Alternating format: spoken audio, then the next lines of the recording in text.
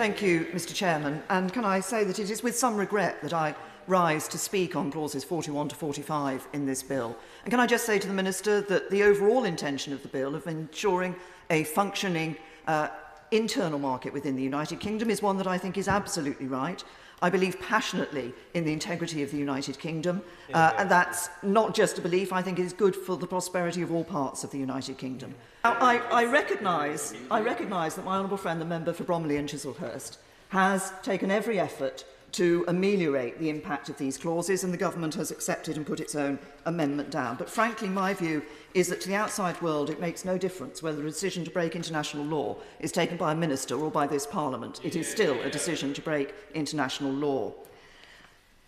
If we pass this bill with clauses 41 to 45, and in so doing accede to the government's wish to break international law, I believe it will have a detrimental effect on people's trust in the United Kingdom. And as the United Kingdom negotiates trade deals around the rest of the world, why should anybody we're negotiating with believe that we're actually going to uphold what we sign up to in that agreement? If we've said clearly that, well, if we don't like it, then after we've signed up to it, we'll change it, we'll break it. This is a country that upholds the rule of law. It is one of the things that makes us great. It is one of our characteristics. We uphold the rule of law around the world. The Conservative Party upholds the rule of law. It's one of our values, one of our characteristics. Yet we're being asked to tear up that principle and throw away that value. And why? I can only see that on the face of it, is because the government didn't really understand what it was signing up to when it signed the Withdrawal Agreement. My right honourable friend, the member, my right honourable learned friend, the member for Torridge and West Devon, described the government's action as unconscionable.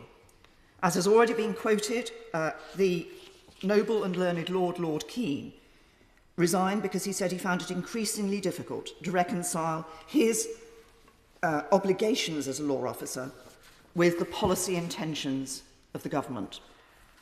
I have to say to the Minister, frankly, I find it difficult to understand how any minister can go through the lobby to support these particular clauses.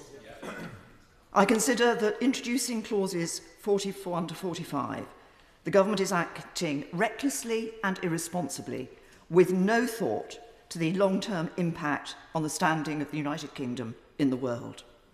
This will lead to untold damage to the United Kingdom's reputation. It puts the future of the United Kingdom at risk. And as a result, with regret, I have to tell the Minister I cannot support this bill. Mr. Oswald.